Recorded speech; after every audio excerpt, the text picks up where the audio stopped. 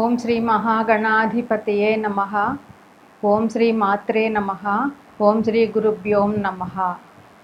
మనకి జ్యోతిష్యంలో తేదీ, సమయం, ఊరు మూడిటిని కలిపి జాతక చక్రం వేస్తే దానిని జన్మకుండలి అంటారు. ఈ జన్మకుండలి 12 గళ్ళతో ఉంటుంది. ఈ 12 గళ్ళనే 12 రాసులు అంటారు. అవి వరుసగా మేషం, వృషభం, మిథునం, కర్కాటకం, సింహం, కన్య, తుల, వృశ్చికం, ధనుస్సు, మకరం, కుంభం, మీనం. ఈ 12 రాసుల్ని 9 గ్రహాలు పాలిస్తాయి. అవి రవి, చంద్రుడు, కుజుడు, శుక్రుడు, బుధుడు, గురువు, శని, రాహువు, కేతువు. ప్రతి గ్రహం ఒక్క రాశిలో కొంత నియమిత కాలం ఉంటుంది. రవి 1 నెల ఉంటాడు. చంద్రుడు 2.25 రోజులు ఉంటాడు. బుధుడు 1 నెల ఉంటాడు. కుజుడు 45 రోజులు ఉంటాడు. శుక్రుడు 1 నెల రోజులు ఉంటాడు. గురువు 1 సంవత్సరం ఉంటాడు. శని 2.5 సంవత్సరాలు ఉంటారు. రాహుకేతువులు 18 నెలలు ఉంటారు. మే 1వ తారీఖు మధ్యాహ్నం 1 గంటకి గురువు మేషరాశి నుంచి వృషభ రాశిలోకి సంచారం ప్రారంభించారు. గురువు జీవకారకుడు. వృషభ రాశిలో గురు సంచారం వల్ల 12 రాశుల వారికి ఎటువంటి ఫలితాలు వస్తాయి అన్నది ఈరోజు చర్చించుకుంటున్నాం. మిథున రాశి. వీరికి గురు సంచారం 12వ రాశిలో వ్యయరాశిలో గురు సంచారం జరుగుతోంది. వ్యయం అంటే ఖర్చు. అందువల్ల మిథున రాశి వారికి వ్యయంలో గురు సంచారం కొంచెంగా ప్రతికూలమని చెప్పవచ్చు. వ్యయరాశిలో సంచారం వల్ల వీరికి అనవసరమైన ఖర్చులు పెరుగుతాయి. అనారోగ్య సమస్యలు రావచ్చు. హాస్పిటలైజేషన్ కూడా జరిగే అవకాశాలు ఉంటాయి. అంతేకాక గురుడు వ్యయంలో ఉన్నాడు అని అంటే శుభమూలకమైన ఖర్చులు కూడా ఉండొచ్చు. శుభకార్యాల నిమిత్తం ఖర్చులు పెడతారు. తీర్థయాత్రలు చేస్తారు. గృహానికి సంబంధించిన మరమ్మతులు, వాహనాలకు సంబంధించిన ఖర్చులు వీరికి ఈ సంవత్సరం బాగా ఉంటాయి. గృహోపకరణాలకు సంబంధించిన వస్తువులు కూడా వీరు కొంటారు.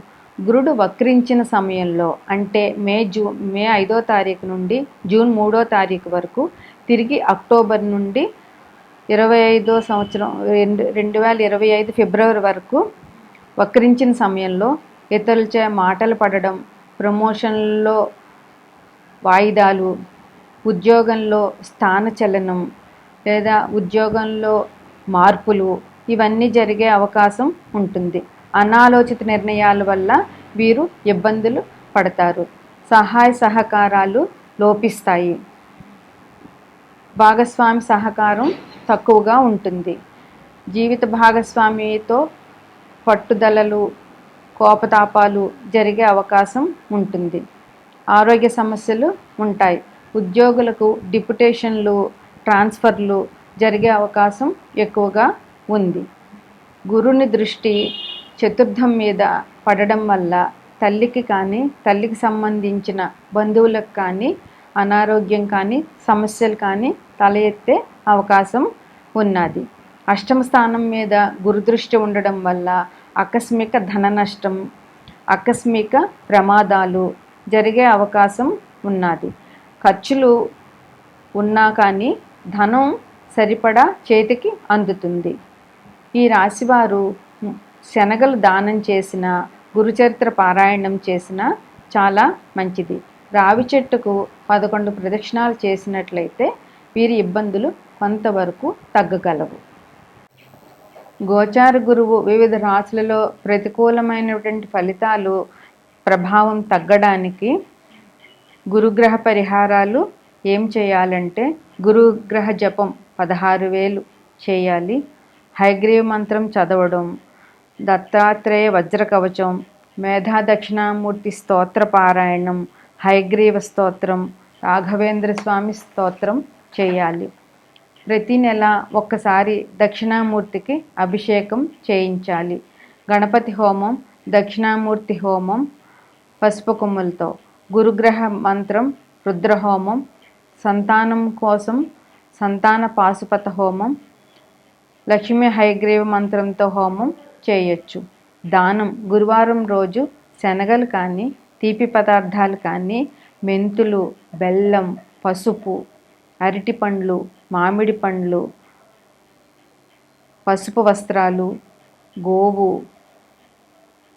పసుపు కొమ్ములు మొదలైనవి దానం చేయడం వల్ల వీరికి ప్రతికూల పరిస్థితులు కొంచెం వరకు తగ్గుతాయి. దత్తాత్రేయ స్వామి, శ్రీ సాయిబాబా, హయగ్రీవ స్వామి, హనుమంతుడు, దక్షిణామూర్తి వీరి పూజలు చేయడం వల్ల మంచి అవకాశాలు ఉంటాయి. నమస్కారం. కర్కాటక రాశి. ఈ రాశి వారికి గురువు 11వ స్థానంలో సంచారం అంటే ఏకాదశ స్థానం చాలా మంచిది. గురువు తామ్రమూర్తిగా మిశ్రమ ఫలితాలు ఇస్తున్నారు.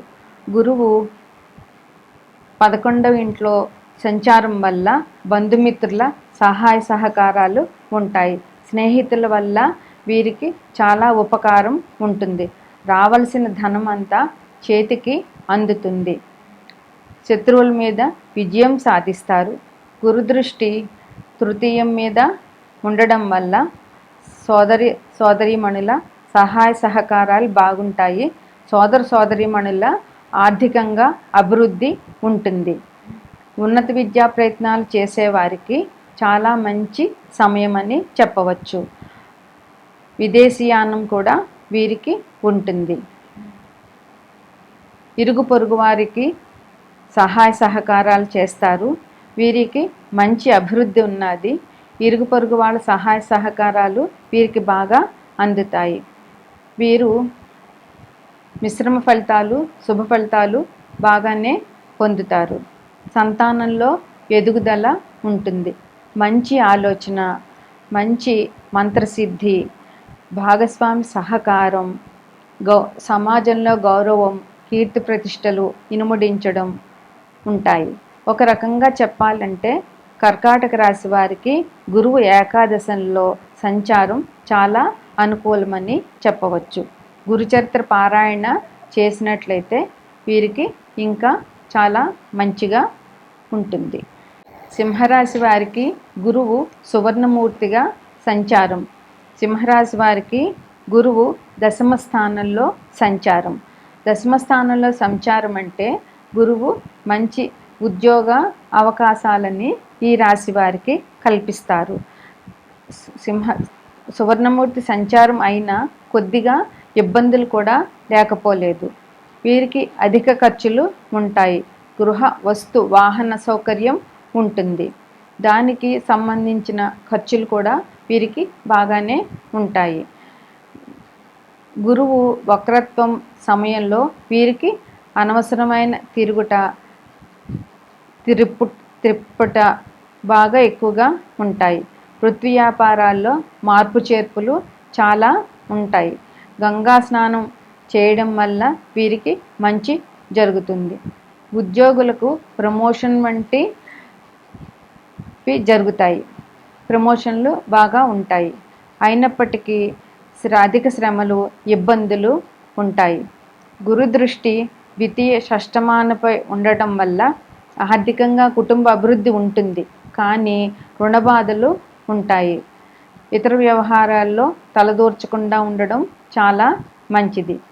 ఈ రాశివారు చేయవలసిన పరిహారం ఏంటంటే శివారాధన, శివునికి అభిషేకాలు, విష్ణు సహస్రనామ పారాయణం చాలా మంచిది.